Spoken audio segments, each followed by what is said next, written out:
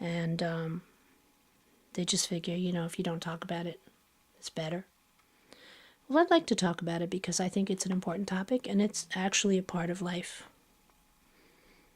And this is something you might see at a funeral home or in someone's home. That's the praying hands, and it's on an urn that contains someone's remains. And sometimes, you relate that to it. And sometimes you might relate something different to it, like nature. Like a tree. Like a tree over the water. This is kind of an interesting picture. Oh, by the way, I do like art and life. And I think life is art, and life and art is life. This is one of the pictures that I have. It's a picture of a huge body of water on a very still, either ocean or lake. And this is the tree, and the trunk is coming out sideways. It comes up a little bit and turns sideways to spread over the water, almost as if it's searching for water. And there's the tree. It sort of looks like bonsai style. And some people could see this and think of death or life, or maybe people who have gone before you, because they equate nature with the heavens and with God. Everyone's different. And there are those that equate death with celebrating, quote, the anniversary. It's kind of a strange word, but the anniversary of a death. And generally what they might do, they might have a tradition of perhaps visiting a gravestone or a cemetery. And that's something that people do out of tradition and out of respect. But there's another way to remember the death and to memorialize the dead, and that is by celebrating. Not celebrating the death, but by celebrating the life of someone. Have you done that? Have you made that choice, like of people gone before you, people who are not on this earth? Have you made that choice of, rather, instead of memorializing their anniversary, rather, instead of that, instead of memorializing the anniversary and instead of looking towards the urn and where the remains are, instead of doing that, have you ever made the choice to actually celebrate a person's life? When the death day comes around, or when the birthday comes around, and have you ever made that choice of perhaps truly celebrating the happy times? Perhaps you want to celebrate a time when you went to the beach with someone, when you stood at the water and looked at nature. Perhaps when you took a ride or a walk down the road, or you traveled somewhere. This might sound silly to you, but sometimes people can actually celebrate the life of a person and remember them and memorialize them with food. Yep, with food. That might explain why some diets don't do too well. But you can celebrate it with healthy food. What do you think? If you hear silence during this television show, please do not adjust your television. If you hear silence, that is exactly what you're supposed to hear at this time. And appropriately so. So what about the food celebration? Years and years ago, I had an aunt who would sit down at the table and make a cup of tea for a relative of hers who had gone to heaven. And I was younger then. And when I saw her with a cup of tea and the table set, and she'd sit down and drink her tea, me, being a very young person and just not quite informed of what older people do, I thought it was kind of silly, and it actually scared me a little bit. I mean, after all, like, who has tea with a dead person? I didn't understand the spirituality behind that. I didn't understand that it is not so much that the relative was going to appear out of nowhere and drink the tea. But it was more of something like this, like perhaps when they were alive together, perhaps when they celebrated life while they were both on earth, perhaps they would sit down and have a cup of tea and perhaps a piece of cake. And when an aunt of mine did that, or another relative, would sit down and have the cup of tea, later, many years later, then I understood. I so understood what was happening. No, it's not a crazy thing to do. Have a cup of tea with someone that you remember. It's more like this. I mean, if you think about it, is it crazy to have a cup of tea and remember someone that you loved? Is it any more crazier than going to a big, huge piece of earth where there are thousands of people buried, dead bodies buried under the ground, and standing there in front of a stone, a lifeless stone, and talking to that person as if they were there? Seriously, which one is more sane or more sensible? If you ask me, I'd take the cup of tea. And maybe the reason why I understood this relative so many years later, maybe. Perhaps the reason I understood is because of the place that I remember my grandfather. Yep. That's why I understood many years later. You see, my grandfather and I, well, we did many things together. And I was in his home a lot with my grandparents. But one of the things we used to do is we used to get on a bus, or 2 buses, and we used to travel over to Coney Island. Yep, Coney Island, where the rides were, and the boardwalk was, and the beach was, and the ocean is, or, well, I'm saying was because I'm talking about the past, but it still is there. There is still rides, and there's still ocean, and there's still the beach.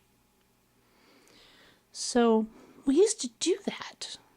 And we used to go and wait on lines, the longest lines, and we'd wait at Nathan's for French fries. Yep, just the French fries, not the hot dogs. Well, for myself anyway. Nathan's is famous for hot dogs, but I just like the fries. So my grandfather and I and my grandparents, we would walk and walk and walk along the boardwalk. And we would get to Nathan's and buy fries. French fries. So what do you think of when you remember someone? Do you remember a grandparent or a parent or someone you've lost, a brother or a sister, an uncle or an aunt? So when you think of them, and when the, quote, anniversary of their death comes along, what exactly do you think of, and what do you do? Your screen is blank for a moment, but we're still here. So what do you do? Do you celebrate the life, or do you celebrate the death? Do you remember the death, or do you remember the life of the person? I don't know, the funeral industry is such an industry that's, I suppose they take in millions and billions each year to help people celebrate the death of a person. And yet, there's not too many industries which really come out and publicly help someone celebrate the life, the joy of a person who has left this earth. There's not too many industries like that. Of course, everyone celebrates a birthday or, a wedding anniversary or graduation or things like that. People celebrate those things. But I don't think there's any industry that actually celebrates the life of one who has died. What do you think? Well, I guess if you grew up with the traditional funerals, like, you would go to the wake, and there would be a coffin there, and the person would be in the coffin quite dead. And out of respect, I guess you're supposed to be sad and quiet. Nobody's jumping for joy and dancing around or anything like that. I have to tell you one thing. Now, people are really beginning to think about life. Now, some of the funeral places have what they call, some kind of memorials, like someone who has been cremated. If you go into the ceremony, into the funeral home, you won't see the coffin and you won't see the person. You might see the urn. But what you'll see if you look around is, this is what I'm talking about. You will see life and joy. You'll see photographs of that person, whether it was when they were children or when they got married or when they were a teen. You'll see photographs. And recently, also a couple of years back, I went to someone's funeral and we saw a video. And it was really nice to see that video because we saw the person celebrating life, really, really enjoying life. They were at a camp and they were celebrating with their friends, celebrating life. And we got to see that person speak and be with their friends. And that was nice, to celebrate the life. I guess what this show about is perhaps a reminder that if you're mourning someone, or if you've just had someone die, or even months ago, or a year ago, or even many years ago, I guess this show is just a reminder that, yes, of course, you know this without saying that, of course it's okay to be sad. It's okay to be sad no matter how many years later it is. It's okay. You can lose someone and you live your life and 10 years later, you might think of that person and you might still be sad. Just for a few moments, you remember them and you be sad. But you know what? If you retrain your focus, if you close your eyes, retrain your focus and close your eyes a moment and think of that person when you saw them in a happy place, when you celebrated with them. Like in my case, I might, when I see the sign that says Nathan's, sure, it's just a French fry place. It's a hot dog place. Hot dogs were a nickel when they first started. But when I see the Nathan's sign, I don't see it as the average person sees it. When I see the big sign that says Nathan's, I think of my grandfather and my grandparents, and I smile. I smile, and there are tears of joy in my eyes, because I see the Nathan's sign, and I remember Coney Island. And the sign doesn't even have to be in Coney Island. It could be anywhere. And for that moment, I think of my grandfather. And I also think of my dad. Because for that too, I remember a day or so of celebrating life at Coney Island with my dad. It was kind of a funny story, so I'll have to tell it here. It's totally unrelated to funerals, but hey, you know, if you talk about one topic for the whole time, it could become quite boring. And to change the subject a moment, I'll tell you a funny story. It's kind of funny now. It wasn't funny then. I went to Coney Island with my father, and I didn't get to go there often with him, just once in a while. And I was a teenager, I don't know, 15, 16 or so. And sometimes in the summertime I would go to New Jersey, and in Jersey I would shoot the arrows. I would practice with a bow and arrow, toys of course, out in the field, and hit the haystacks with the arrows. And I did that at my uncle's house. So here, back to the past present. Well, at Coney Island with my dad, and there I saw there was the booth where you could shoot the arrows in Coney Island.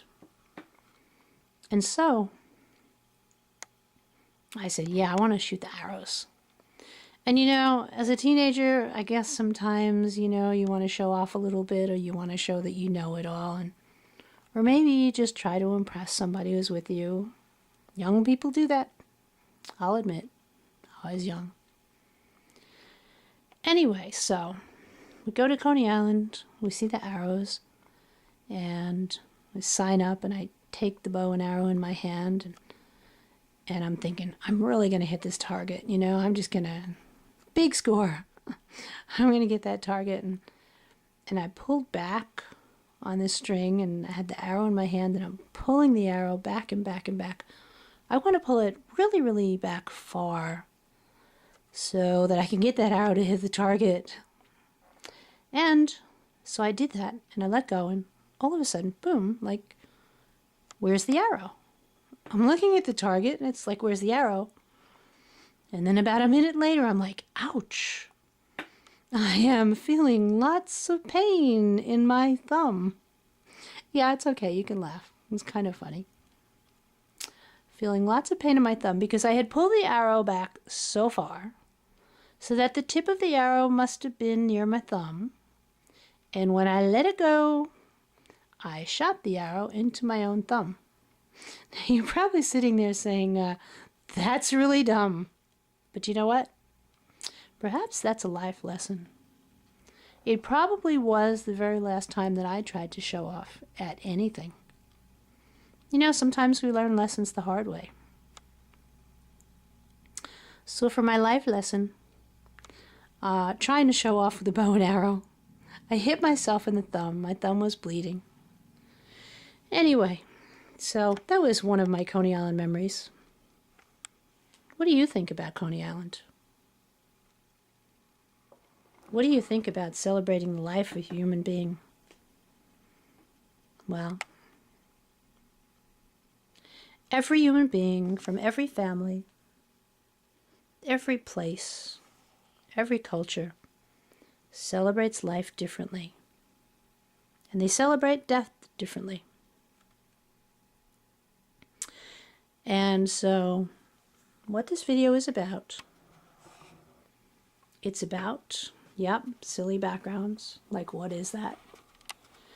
It's about life. This video is about nature and art. But it's mostly about reminding you and me and everyone else, even if you do the traditional thing by going to the funeral parlor and then going to the gravestone and talking in the direction of the stone. I know they're talking to people who they know are in heaven. But even if you do that traditional thing, I urge you to celebrate life. Celebrate life fully and joyfully. And celebrate it every day and every week and every month. Go and do the joyful thing. So, why am I talking about death today and life? Truth is, I was trying to prepare a show that was regarding the topic of Levi. And Levi was the young boy who was abducted, who had hideous things done to him, the young boy from Brooklyn.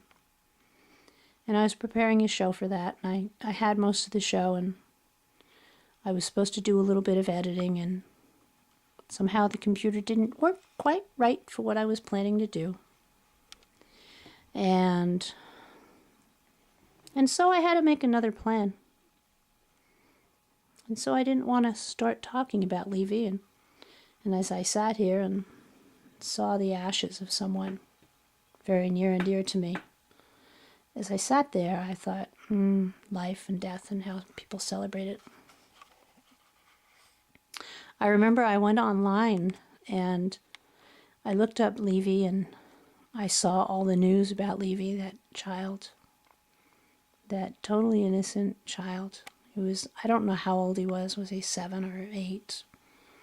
He was walking home from school alone for the first time. He wanted to be independent. And then he got abducted. Well, the story's sad and everything like that. And I went to the net and I went to YouTube and I did some research and pulled up many videos, and what I did like was there was a video that celebrated Levi's life. And then I smiled. I saw Levi as he was playing, as he was celebrating, as he was with his family. And I smiled to see celebration of life in a time and place when it's just more appropriate to celebrate the life. So when people pass on to the next world, celebrate their life, their joy, their happiness, the good times. That's what you celebrate. You know, sometimes, even food. You have a relative who, every time you see them, they would bake you a cake. Yep. I really had a relative like that. I was a skinny little kid, and I guess they figured, what the heck? Cake might put a few pounds on. And every time I went to visit, my grandmother would make a cake for me. And that was celebrating life. And that's how I celebrate her too. I celebrate life. When I think of cake, and I think of happiness and joy, and I think of my grandmother. And I can sit down and have a piece of cake. Just a very special kind of cake. I don't like most cake. But I remember that one that she made for me.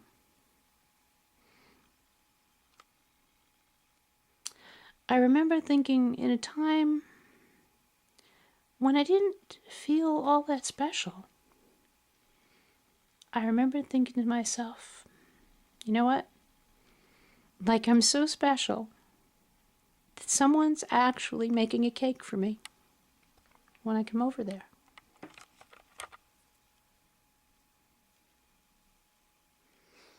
Did you ever hear that expression? If I knew you were coming, I would bake you a cake. Wow, I knew that in real life. Remember, my grandmother said, I knew you were coming, I baked a cake for you.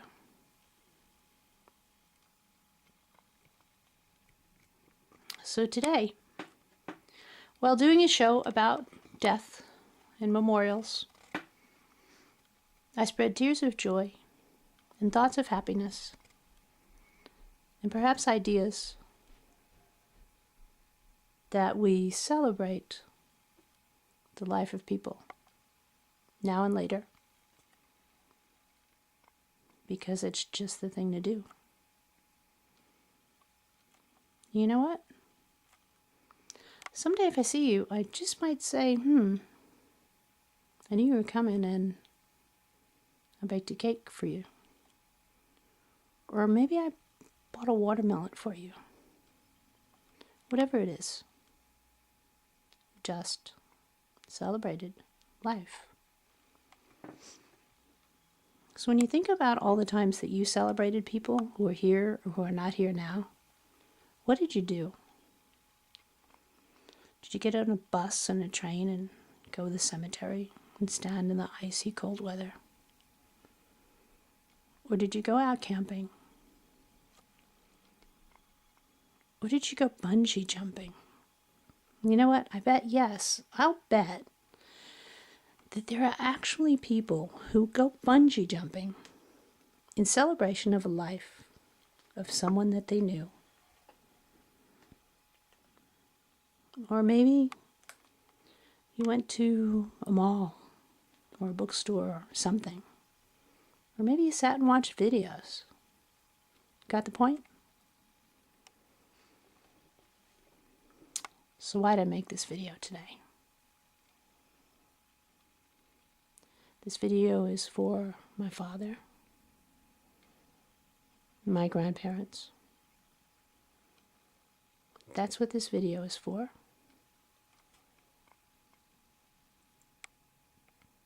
Sometimes when people are around and when they're alive, sometimes you forget or neglect to tell them how much you love them. And they don't know that you miss them. And I guess celebrating the life is just what you do. Don't celebrate the death of someone. Celebrate the life. And I'm not saying to ignore the death of someone. I'm just saying that on that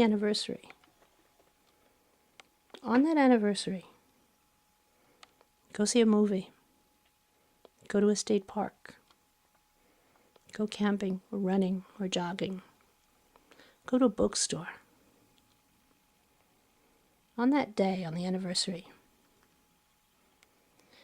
go take a ride out to the water and stick your feet in the ocean, or hike along a trail,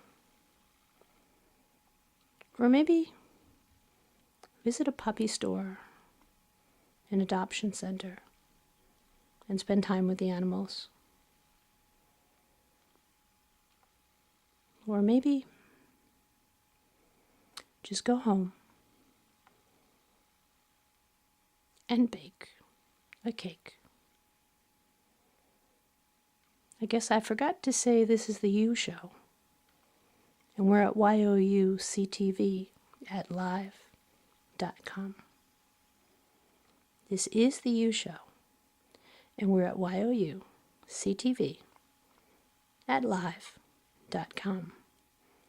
This is you